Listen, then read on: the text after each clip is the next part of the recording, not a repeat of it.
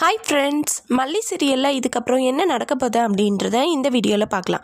கூடிய சீக்கிரத்தில் இந்த கதிரேசனுக்கோ இல்லை நிஷாவுக்கோ இல்லை விஜய்க்கோ இங்கே இருக்கிறவ ரேணுகா இல்லை அப்படின்ற ஒரு சின்ன சந்தேகம் வர்றதுக்கான ஒரு சூழ்நிலையே இந்த மாதிரி சீன் வந்துச்சு அப்படின்னா உண்மையிலேயே சூப்பராக இருக்கும்.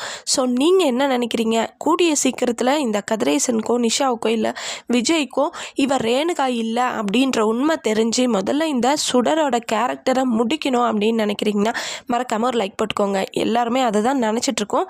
ஏன்னா மல்லி விஜய் ரொம்பவே சூப்பரான ஒரு பேர்.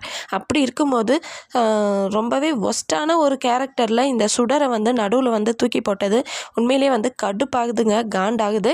அதனால் கூடிய சீக்கிரத்தில் இப்போ கூட பார்த்திங்கன்னா ரூமில் உக்காந்துக்கிட்டு இந்த ராஜி கூட பேரம் பேசிகிட்டு இருக்காங்க. ராஜிக்கு இவர் ரேணுகா இல்லை அப்படின்ற விஷயம் தெரிஞ்சிடுச்சின்னு நினைக்கிறேன்.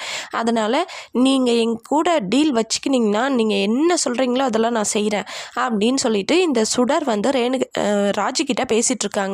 இதை யாராவது அங்கே தானே இருக்காங்க இந்த கதிரேசன் நிஷா, அவங்க 2 பேரில் யாராவது ஒருத்தர் கூட வாங்க கேட்க மாட்டாங்க.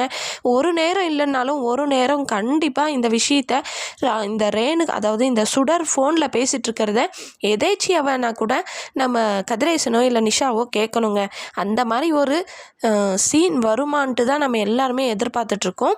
அது மட்டும் இல்லாமல் இப்போ ரேணுகாவுக்கு இந்த ராஜிக்கு நம்ம ரேணுகா இல்லை அப்படின்ற விஷயம் தெரிஞ்சதுனால உடனே இந்த விஷயத்தை அப்டேட் பண்ணணும் இல்லைங்களா உடனே ரகுக்கு கால் பண்ணி, ரகு இந்த ராஜிக்கு நான் ரேணுகா இல்லை அப்படின்ற விஷயம் தெரிஞ்சிடுச்சு அப்படின்னு சொல்லி கண்டிப்பாக கால் பண்ணி சொல்ல போகிறாங்க. ஏன்னா புதுசாக ஏதாவது அப்டேட் இருந்துச்சுன்னா அதை இந்த ரகுக்கு சொல்கிறது தானே வேலை. அப்படி இருக்கும்போது ரகு கிட்ட ஃபோன் பேசிகிட்டு இருக்கும்போது நிஷாவோ கதிரேசனோ பார்த்தாங்கன்னா அருமையாக இருக்கும். சந்தேகப்படுறதுக்கான ஒரு நல்ல சான்ஸ் கிடைக்கும். சரிங்க, இன்னொரு பக்கம் ராஜி நினச்சது எதுவுமே நடக்கலை. நம்ம விஜய் ஸ்வீட் பாக்ஸ் எடுத்துகிட்டு இந்த அப்படி முதல்ல இந்த ஸ்வீட்டை சாப்பிடுன்னு சொல்லிட்டு ராஜிக்கிட்ட நீட்டுறாங்க. ராஜி காண்டாகி அப்படியே அந்த ஸ்வீட்டை தட்டி விட்டுறாங்க. நம்ம மல்லியும் சரி விஜயும் சரி சிரிச்சிட்ருக்காங்க. ஆக மொத்தம் இந்த ப்ராஜெக்ட் முடியக்கூடாது, லோன் அமௌண்ட்டு விஜய்க்கு கிடைக்கக்கூடாது அப்படின்றதுக்காக மேனேஜர்கிட்ட ஃபோன் பண்ணியெல்லாம் தப்பாக சொன்னாங்க இந்த ராஜி. ஆனால் அப்படி இருந்தும் ஒருவேளை நம்ம விஜய்க்கு அந்த ஃபஸ்ட் அமௌண்ட் கிரெடிட் ஆயிடுச்சுன்னு நினைக்கிறேன்.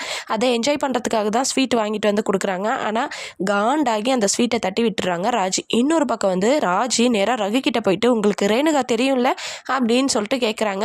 இந்த ரகு அப்படியே ஸ்டன் ஆகி போய் நிற்கிறாங்க. எதுக்காக இப்படி கேட்குறாங்க அப்படின்னு சொல்லிட்டு. ஆனால் ஆல்ரெடி இந்த சுடரும் ராஜியும் டீல் பேசிக்கிற விஷயம் ரகுக்கு தெரியாது.